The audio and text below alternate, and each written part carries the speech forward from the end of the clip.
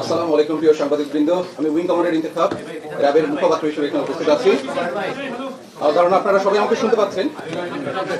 গত 12 ডিসেম্বর 2025 সময় দুপুর 2টা বেজে 23 মিনিটে ওসমান হাদিকে গুলি করা হয় এবং এই সংবাদ পাওয়া মাত্রই র্যাব ঘটনাস্থলে উপস্থিত হয়ে ছায়া তদন্তের উদ্দেশ্যে ক্রাইম সিন পরিদর্শন, বিভিন্ন তথ্য এবং সিসিটিভি ফুটেজ সংগ্রহ, বিশ্লেষণ এবং প্রযুক্তি সহায়তায় হত্যার ঘটনায় জড়িত মোটরসাইকেলের দ্বিতীয় আসনধারী এবং শুটার হিসেবে ফয়সাল করিম মাসুদকে শনাক্ত করে।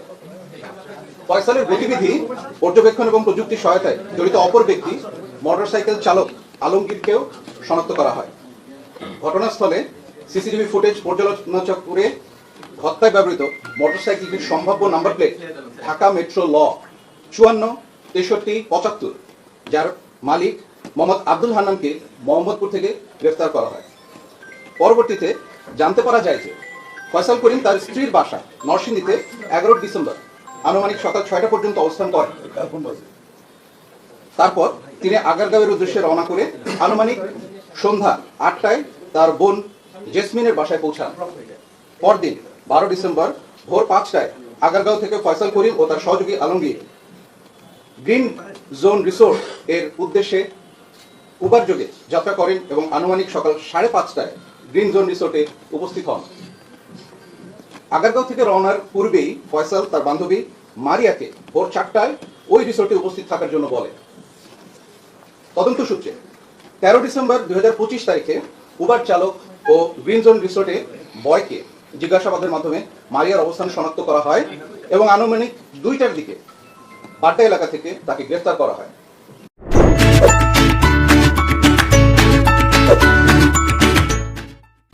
গ্রেফতারকৃত মারিয়াকে জিজ্ঞাসাবাদে জানা যায়, ঘটনার দিন সকালে সেখানে সহযোগী আলমগীরের সাথে ফয়সাল করিম প্রথমে মাদক সেবন করেন এবং বিভিন্ন বিষয়ে আলোচনার মাধ্যমে তার পরিকল্পনার কথা উল্লেখ করেন, যার অনেক কিছুই মারিয়া শুনে ফেলে। এক পর্যায়ে মারিয়া বুঝতে পারেন যে ওসমান হাদির বিষয়ে তারা উত্তেজিত স্বরে আলোচনা করছেন। পরবর্তীতে ঘটনার দিন তারা উবার যোগে সকাল আনুমানিক 9টায় রিসোর্ট ত্যাগ করে আগারগাঁওয়ে তার বোনের বাসায় এসে উপস্থিত হন। উক্ত বিষয়টি গ্রিন জোন রিসোর্টের সিসিটিভি ফুটেজ পর্যবেক্ষণের মাধ্যমে আমরা নিশ্চিত হই। এক্ষেত্রে গ্রেফতারকৃত মারিয়ার দেওয়া তথ্য অনুযায়ী ফয়সালের স্ত্রী শাহেদা পারভিন সামিয়া এবং ফয়সালের শ্যালক ওয়াহিদ আহমেদ শিপুর অবস্থান শনাক্ত করা হয়। পরবর্তীতে 13 ডিসেম্বর আনুমানিক দুপুর 12টার সময় শিপুকে নরসিংদী হতে গ্রেফতার করে র্যাপিড অ্যাকশন ব্যাটালিয়ন। গ্রেফতারকৃত শিপুর দেওয়া তথ্য অনুযায়ী 14 ডিসেম্বর সকাল 6টায় ফয়সালের স্ত্রী সামিয়াকে নরসিংদী হতে গ্রেফতার করা হয়। 15 ডিসেম্বর আগারগাঁওয়ে উপস্থিত ফয়সালের বোনের বাসা শনাক্ত করে ওসমান হাদিকে হত্যা চেষ্টায় ব্যবহৃত 2টি ম্যাগাজিন, 11 রাউন্ড গোলাবারুদ, বিপুল সংখ্যক চেক এবং অন্যান্য আলামত উদ্ধার করা হয়। সিসিটিভি ফুটেজ বিশ্লেষণ এবং উপযুক্ত প্রযুক্তির মাধ্যমে মোহাম্মদ কবিরকে ফয়সালের সাথে ইনকিলাব কালচার সেন্টারে উপস্থিতের বিষয়টি নিশ্চিত করা হয় এবং পরবর্তীতে তাকে 15 ডিসেম্বর দুপুর 1টায় ফতুল্লা থেকে গ্রেফতার করা হয়। গ্রেফতারকৃত ফয়সালের স্ত্রী সামিয়ার তথ্য অনুযায়ী গত 16 ডিসেম্বর সকাল আনুমানিক 5টায় ঢাকার কেরানীগঞ্জ থেকে ফয়সালের মা ও বাবাকে গ্রেফতার করা হয়। ফয়সালের মা ও বাবার কাছ থেকে প্রাপ্ত তথ্যের ভিত্তিতে ফয়সালের শ্যালক শিপুকে জিজ্ঞাসাবাদের মাধ্যমে শিপুর বন্ধু মোহাম্মদ ফয়সালকে গ্রেফতার করা হয়।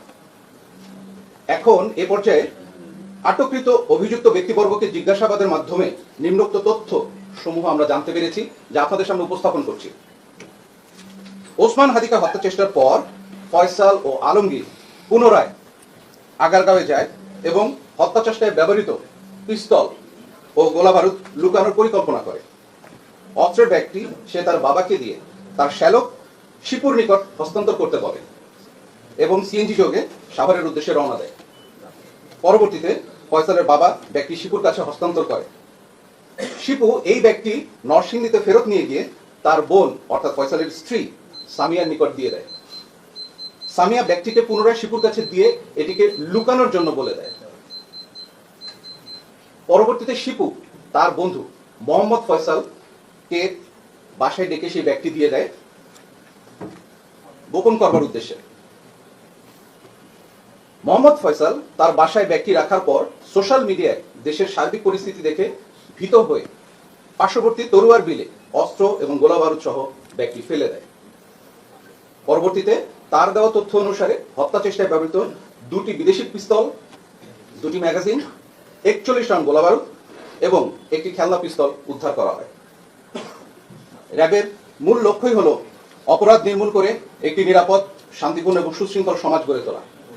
আর তাই এই ধরনের অপরাধীদের বিরুদ্ধে আমাদের এই অভিযান চলমান থাকবে এবং এই ঘৃণ্য হত্যাকাণ্ডের সাথে জড়িত মূল অপরাধীদেরকে অবশ্যই আইনের আওতায় আনা হবে।